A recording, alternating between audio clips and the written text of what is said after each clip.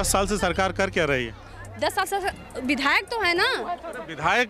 विधायक कितना बड़ा बड़ा प्रोजेक्ट बनाएगा? 10 साल से सरकार है आपकी और फिर आप कह रहे हैं कि विधायक विकास नहीं किया। सरकार की भी कोई लाइबिलिटी, कोई जिम्मेदारी है कि सब विधायक का बना देगा? नहीं, विधायक का नहीं। तो व्यक्तिगत आकांक्षाओं को पूरा करेंगे कि ये विकास की कोई आप लोगों ने योजना बनाई है, कोई खाका तैयार? कहा कि यहाँ पे कुछ नहीं हुआ। यहाँ पे एक बड़ा हॉस्पिटल है, पहले 100 बेड का था, आपने देखा होगा उसको कि नहीं देखा आपने? यहाँ पे जहाँ पे डाक बंगला है, बहुत शानदार डाक बंगला है जिसमें सब लोग रुकते हैं। यहाँ पे गर्ल्स के लिए इंटर कॉलेज और तमाम कॉलेजेस बनाए गए।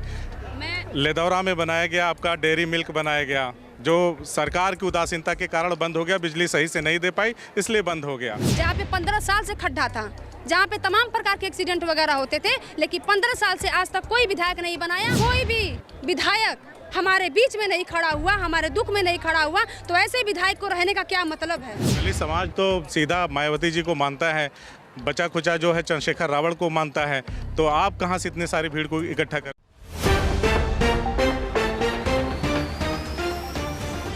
अभी आजमगढ़ के अतरौलिया में हैं और एक बार आसपास का नज़ारा दिखा दीजिए।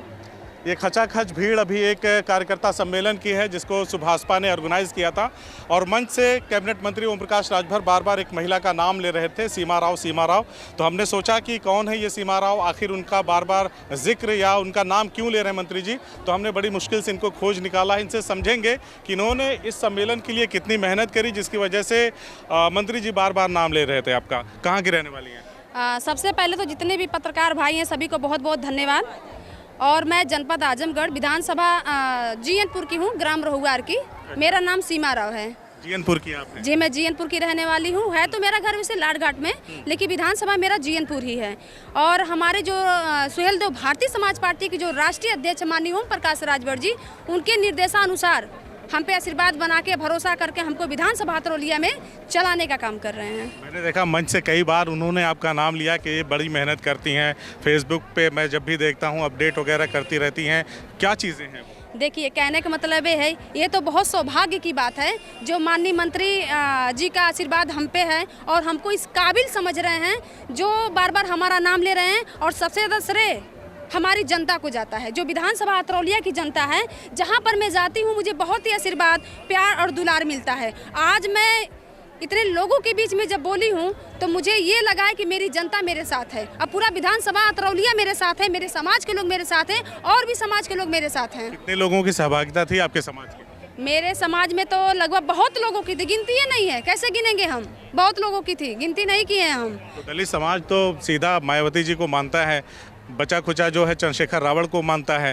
तो आप कहाँ से इतने सारी भीड़ को इकट्ठा कर? कहने का मतलब ये है कि जो दलित समाज हमारी मायावती बहन कुमारी मायावती जी को मानते हैं, भाई चंद्रशेखर रावण जी को मानते हैं, तो उन्हीं से निकले हुए तो नेता हमारे माननीय ओम प्रकाश राजभर जी हैं। आज हमारे बसपा के तो जिला अध्यक्ष रह चुके हैं। आज तक कभी हमारी बहन कुमारी मायावती जी का कभी विरोध नहीं किए हैं, यहाँ तक कि उनकी बड़ाई भी करते हैं। मानवर कांसीराम साहब जी के विचारों को जनता तक पहुँचाने का काम करते हैं। तो कब से हैं इस पार्टी में? हम तो इस पार्टी में लगभग 1 साल से हैं। 1 साल से हैं और 1 साल से ही हैं। अनुभव कैसा रहा? अनुभव बहुत अच्छा है, बहुत अच्छा लगता है। अतरौलिया में जो कार्यकर्ता सम्मेलन हुआ और अलग अलग परिक्षेत्रों में अतरौलिया को बांटा गया है, कहा गया कि बहुत कम जगहों से इतनी सारी भीड़ इकट्ठा की गई है, तो क्या लगता है अतरौलिया को लेकर के? अतरौलिया को लेकर के यही लगता है, जैसे बाबूजी हमारे बोले हैं मंत्री जी कि अभी तो ये ट्रेलर है, पूरा फिल्म बाकी है। मैं बता दूं, मैं विधानसभा अतरौलिया में कंटिन्यू इतना दिन से चल रही हूँ, महीने चल रही हूँ, लेकिन जहाँ पर जाती हूँ यही पीड़ा आता है कि हमें आज तक कोई व्यवस्था नहीं मिली। कोई भी विधायक हमारे बीच में नहीं खड़ा हुआ, हमारे दुख में नहीं खड़ा हुआ, तो ऐसे विधायक को रहने का क्या मतलब है? जो हमारे जनता, कौन कहता है आपसे? हमारी जनता कहती है। जहाँ जहाँ तक हम गए वहाँ पे हमारी जनता कहते हैं कि अतरौलिया में कुछ हुआ ही नहीं। बिल्कुल एक भी विकास नहीं हुआ है, एक भी विकास नहीं हुआ है। और हम कुछ नहीं हुआ है, बिल्कुल नहीं हुआ है। और यहाँ पे विकास के नाम से बस ये कहा जा रहा है विकास हुआ है। चल तो रही हूँ मैं विधानसभा अतरौलिया में। 10 साल से सरकार कर क्या रही है? 10 साल से विधायक तो है ना। विधायक कितना बड़ा बड़ा प्रोजेक्ट बनाएगा? 10 साल से सरकार है आपकी और फिर आप कह रहे हैं कि विधायक विकास नहीं किया। सरकार की भी कोई लाइबिलिटी, कोई जिम्मेदारी है कि सब विधायक का बना देगा? नहीं, विधायक का नहीं, सरकार तो दे रही है। सरकार की क्या इसमें वो है कि सरकार कोई गलती नहीं? कोई गलती नहीं सरकार के, सरकार तो अपना काम कर रही है, लेकिन जो बीच के लोग हैं वो जनता तक नहीं जाने दे रहे हैं। कौन बीच के लोग हैं? बीच के लोग जैसे विधायक जी हो गए, तमाम प्रकार के लोग क्या होते हैं। सरकार को रोक दे रहे हैं? नहीं नहीं, जनता तक कुछ पहुंचना नहीं चाहिए। देखिए, इसमें सरकार की 1% गलती नहीं है, ये हमारी बसपा की कार्यकर्ता मैं जी जो हैं। पूछा उस पे बताइए। जी, सरकार की कोई गलती नहीं है, सरकार पूरा फुल सपोर्ट पूरा दे रही है, लेकिन ये जो बीच के लोग हैं वो जनता आपने तक कहा नहीं कि यहाँ पे कुछ नहीं हुआ। यहाँ पे एक बड़ा हॉस्पिटल है, पहले 100 बेड का था, आपने देखा होगा उसको कि नहीं देखा आपने? यहाँ पे जहाँ पे डाक बंगला है, बहुत शानदार डाक बंगला जिसमें सब लोग रुकते हैं। यहाँ पे गर्ल्स के लिए इंटर कॉलेज और तमाम कॉलेजेस बनाए गए। मैं लेदौरा में बनाया गया आपका डेयरी मिल्क बनाया गया, जो सरकार की उदासीनता के कारण बंद हो गया, बिजली सही से नहीं दे पाई इसलिए बंद हो गया। तमाम चीज़ें हैं ऐसी, है ना। यहाँ पे बहुत सारी इस तरह के कॉलेजेस बच्चियों के लिए खोले गए, आप कह रहे हैं कुछ हुआ ही नहीं। अब देखिए, जनता की आवाज़ सबसे बड़ी चीज़ है, क्योंकि जनता जो आवाज़ ये चीज़ें दिखती नहीं क्या जनता को? मतलब अब जनता कह देगी आपसे।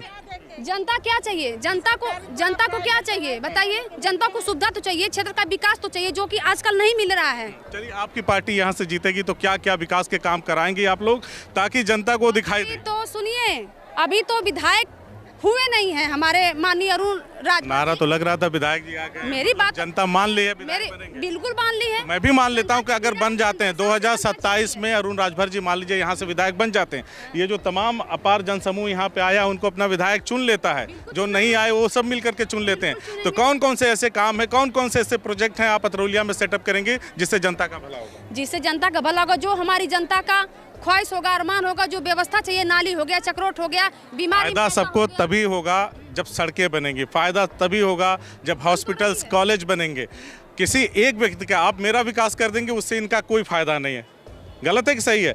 इनका विकास हो जाएगा तो मेरा कोई फायदा नहीं। तो व्यक्तिगत आकांक्षाओं को पूरा करेंगे कि ये विकास की कोई आप लोगों ने योजना बनाई है, कोई खाका तैयार किया है? बिल्कुल, मैं बता रही हूँ, जैसे आप कह रहे हैं कि व्यक्तिगत इनका विकास हुआ तो मेरा फायदा नहीं है। आज आप देखे होंगे जगह जगह की सड़कें, जहाँ पे 15 साल से खड्डा था, जहाँ पे तमाम प्रकार के एक्सीडेंट वगैरह होते थे, लेकिन 15 साल से आज तक कोई विधायक नहीं बनाया। अगर जो बनवाने का काम किए हैं तो माननीय अरुण राज विकास करवाना है। हमने सीमा जी से बहुत सारे मुद्दों पे बात किया, विकास को लेकर के इनका क्या नज़रिया है। जिन लोगों से मिलती हैं उनसे भी हमने जाना कि वो लोग क्या कहते हैं, विकास क्यों आखिर उनको नहीं दिखता अतरौलिया में। 2027 को लेकर भी इनसे हमने सवाल पूछा। अब अतरौलिया की जनता तय करेगी कि आखिर इसका परिणाम क्या आएगा, किसे वो अपना विधायक चुनती है, अतरौलिया की जनता तय करेगी। लेकिन मंच से मंत्री जी ने कई बार सीमा राव का नाम लिया, तो हमने सोचा कि इन महिला से हमारी मुलाकात बेहद ज़रूरी है, क्योंकि हम समझना चाहेंगे कि आखिर वो ऐसा कौन सा काम कर रही हैं, किस तरह से लोगों को मोटिवेट कर रही हैं, अपने समाज के लोगों को। और इस रैली को में आज लोगों को लेकर के आई थी, और किस तरह से इनका समाज अरुण राजभर को सपोर्ट करेगा और उनका जो मिशन है विधायक बनने का, उसको क्रियान्वित करेगा। हमसे बातचीत करने के लिए बहुत बहुत शुक्रिया। बहुत बहुत धन्यवाद आपको भी। वर्ष 2016, एक सपना, एक संकल्प और विश्वास की एक नई शुरुआत। आज गोमती ग्रामीण निधि लिमिटेड उत्तर प्रदेश में लगातार बढ़ते ब्रांच सेंटर्स, आधुनिक सेवाओं और समर्पित टीम के साथ विश्वास की नई पहचान बन चुकी है। हजारों खुशहाल ग्राहक, शानदार शाखा उद्घाटन और 10 वर्षों के गौरवशाली उत्सव ने हमारी इस यात्रा को और भी यादगार बना दिया है। अब हमारा लक्ष्य है उत्तर प्रदेश में 250 से अधिक branch centres with ATM model, 1 lakh से अधिक रोजगार के अवसर और 1 करोड़ से अधिक खुशहाल ग्राहकों तक अपनी सेवाएं पहुंचाना। ब्रांच सेंटर एवं रोजगार के लिए आज ही संपर्क करें 9305061484 और 9250129316। गोमती ग्रामीण निधि लिमिटेड, हर घर गोमती, घर घर गोमती।